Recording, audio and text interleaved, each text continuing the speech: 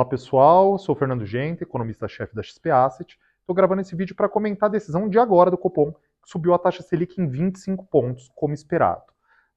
Eu acho que o primeiro destaque foram as projeções.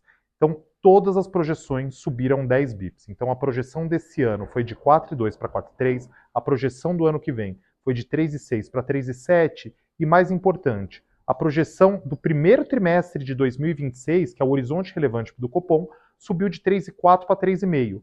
E tudo isso subiu, mesmo com o Focus tendo um cenário de juro mais alto. Então, em relação ao último Copom, as projeções hoje já têm uma Selic 100 pontos mais alta, com cortes no final do ano que vem, e mesmo assim a gente vê as projeções subindo. Qual a principal mensagem do Copom? À luz de hoje, à luz dos dados de hoje, a gente vai precisar de um ciclo maior do que 100 pontos de juro e muito possivelmente acelerar. Essa piora decorreu principalmente da mudança do cenário de atividade.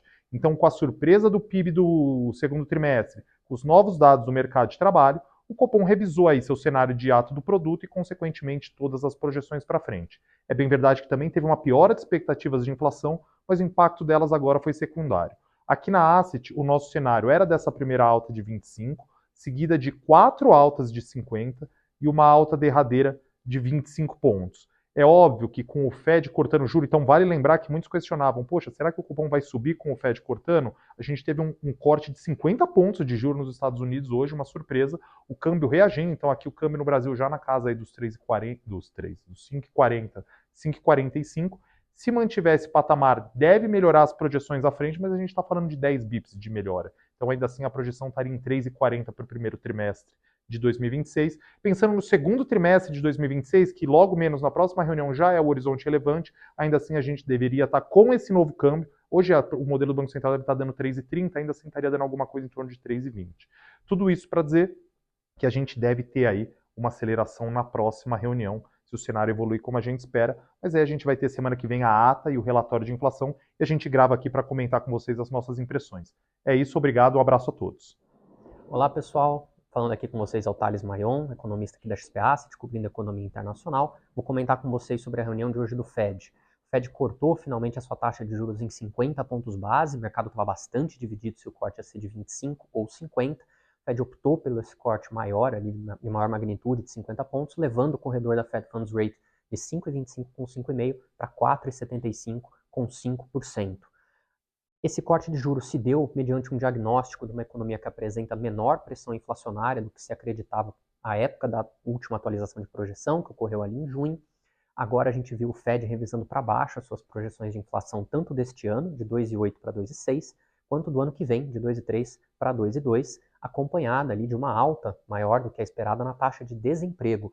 O Fed esperava, à época ali em junho, uma taxa de desemprego ao final deste ano de 4%, e a gente está vendo agora o Fed esperando 4,4% de desemprego, depois ali de alguns relatórios piores de emprego que mostraram ali tanto a elevação da taxa de desemprego como a desaceleração da geração de empregos na economia americana. Então, nesse sentido, nesse diagnóstico de que a gente está tendo uma menor pressão inflacionária e está tendo dados de desemprego piores do que o imaginado, o Fed optou por iniciar o seu processo de corte de juro, então acreditando que eles finalmente ganharam aquela tal da confiança suficiente para diminuir o grau de restrição monetária, e uma vez que eles estavam ali com a taxa de juros em 5,5, se viram numa posição suficientemente boa para começar com um ritmo um pouco maior do que o tradicional ali na economia americana. Então começaram com esse corte de 50 pontos base. A gente viu o Chairman Powell tentar indicar que não necessariamente o próximo movimento será de 50, tá? Então a gente está vendo o Fed que inicia um ciclo de diminuição da restrição monetária, provavelmente ali rumo a um patamar mais próximo do neutro, o próprio neutro. Eles ainda vão ter que definir qual que é, tá? Então pela CEP de hoje, né, o conjunto ali de projeções, vão que ver uma taxa neutra de juros perto de 3%, parece que é para lá que eles estão querendo arrumar, mas o ritmo ali o Powell tentou deixar vivo, se vai ser de 25 ou de 50 na próxima reunião, tá? A depender da evolução dos dados e do cenário. De fato, se a gente olhar o tal dos DOTs, né, que estão contidos ali nas projeções, a maioria dos membros indica que o próximo movimento seria de 25 pontos base.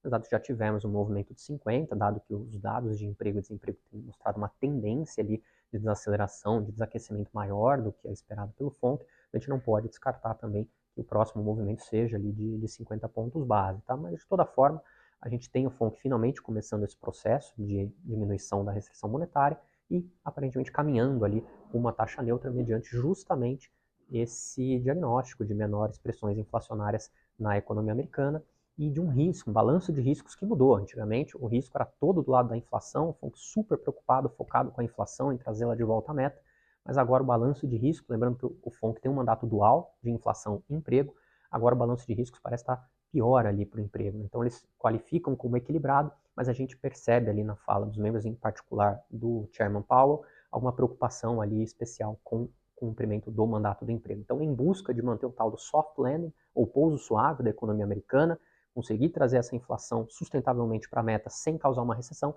a gente viu o FONC optando por esse corte de maior magnitude, agora tentando preservar um crescimento saudável da economia americana nesse processo, nesse caminho de convergência à meta.